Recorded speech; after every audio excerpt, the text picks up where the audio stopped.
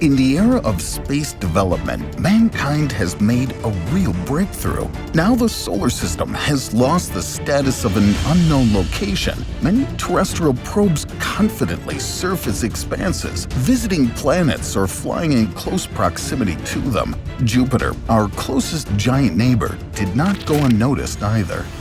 The first in outer space. Unfortunately, landing on its surface is impossible, since the celestial body simply does not have one. Therefore, missions are divided into orbital, atmospheric, and flyby. The latter include those that involve the passage of a device near the planet. Today, such missions are the majority, but there have been only 7. The study of Jupiter is fraught with a lot of difficulties. For example, the infernal radiation attacks of the capricious giant. Therefore, the makers approach the equipment of the probes very responsibly. The pioneer in the study of the giant of the solar system was a probe aptly named Pioneer 10. It was the first probe to approach Jupiter.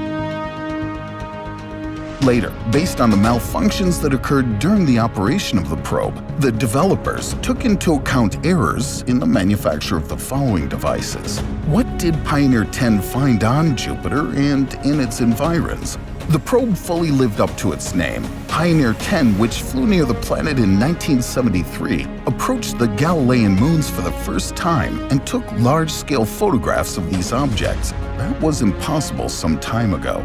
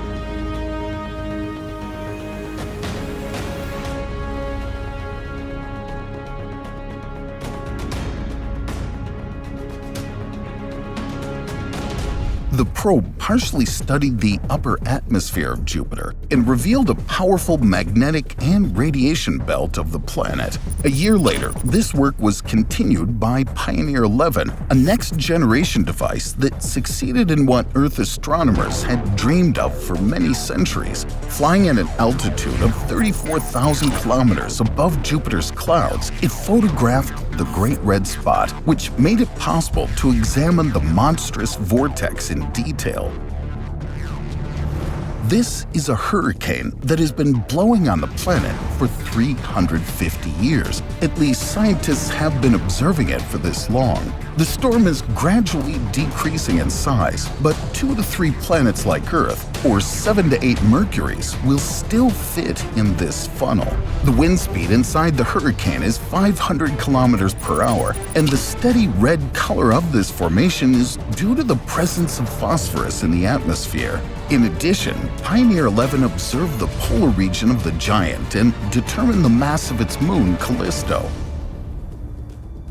After that, Jupiter was casually studied by Voyager 1. Despite a short stay near the planet, the device took a closer look at its rings and moons, replenishing information about Jupiter's radiation shield. It's noteworthy that if not for both Voyagers, the world would still not know that the giant has rings, although not as grandiose as those of Saturn. For the first time, the devices detected strong volcanic activity on Io. Before that, it was believed that such activity was present only on Earth. And most importantly, research data and photos delivered from the Voyagers suggested that under the ice of Europa, one of Jupiter's moons, there's a huge and possibly inhabited ocean.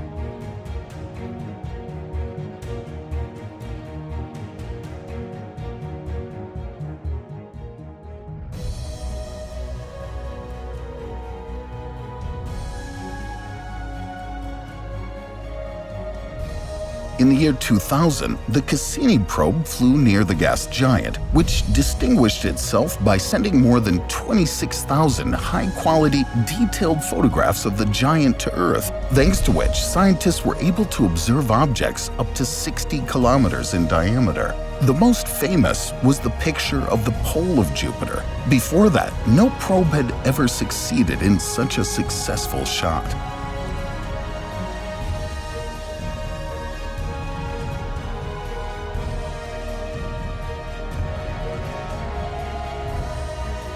The year 2007 was marked by a transit flight past Jupiter by the New Horizons spacecraft heading towards Pluto. Among other observations, the probe studied the Little Red Spot, a whirlwind similar to the Great Red Spot in color and other features. It turned out that in the Jupiterian atmosphere, there are a lot of such storms, although not so huge and epic.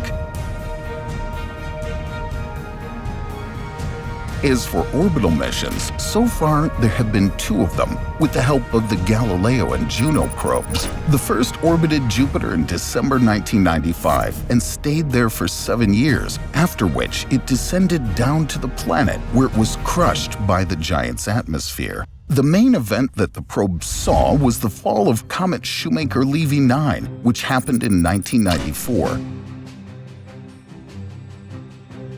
Observation of the collision of these objects from the Earth was not possible. That made the value higher of the surveys made by the Galileo cameras. The probe witnessed how fragments of the icy celestial guest sank in Jupiter's atmosphere from July 16th to 22nd.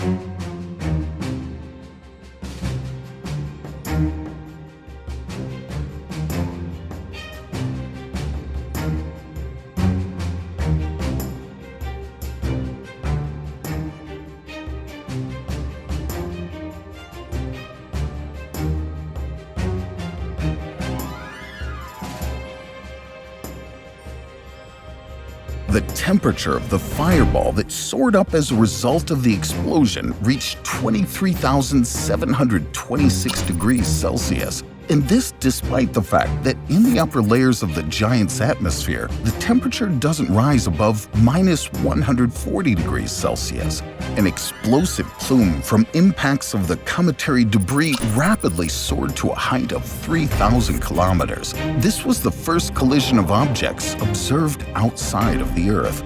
Another task of the probe, performed for the first time, was to send a device to study the atmosphere of Jupiter. For about an hour, the probe descended, flying closer and closer to the gaseous surface of the giant, overcoming 156 kilometers of seething layers until the moment of death. During this time, the equipment endured the most powerful overloads and incredible heat reaching up to 150 degrees Celsius and pressure 22 times more than that on the Earth. It eventually flattened the probe after 57 minutes of flight. Further, most likely, the apparatus gradually evaporated in more heated layers. After a while, Galileo repeated the fate of its offspring. So far, this is the only atmospheric foray into Jupiter, so the data obtained is very important. From 2016, lone Juno was orbiting Jupiter. An interesting fact, when approaching the planet, in order to slow down and enter a record low orbit, 4,200 kilometers above the upper layer of clouds, the device spat fire for half an hour. The probe was sent to find out if the planet has a rocky core and how much water is present in Jupiter's atmosphere. With the help of the obtained data, scientists now understand more regarding the origin of the giant. In 2021, Juno suffered the fate of Galileo. It was sent into the depths of Jupiter's atmosphere. Further missions are planned, among which is NASA's Europa-Jupiter System mission, which is expected to launch later this decade and stands out in particular.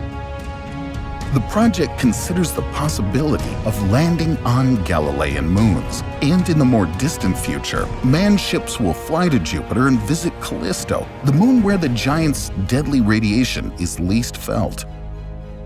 Why not to Europa? To drill through its ice, we do not yet have enough technical know-how, and primitive means of protection will not protect astronauts from a lethal dose of radiation, 540 rems. For comparison, on Earth this figure is about 0.07 rem. We live in an era of great discoveries and technical breakthroughs, and this is good news. Humanity is getting cramped on its own planet, so scientists are looking for other suitable locations to live. We are left with delight or skepticism to watch how history is being made. And we're waiting for your likes and comments. Come back often, because Hubble is a channel that doesn't tolerate stagnation.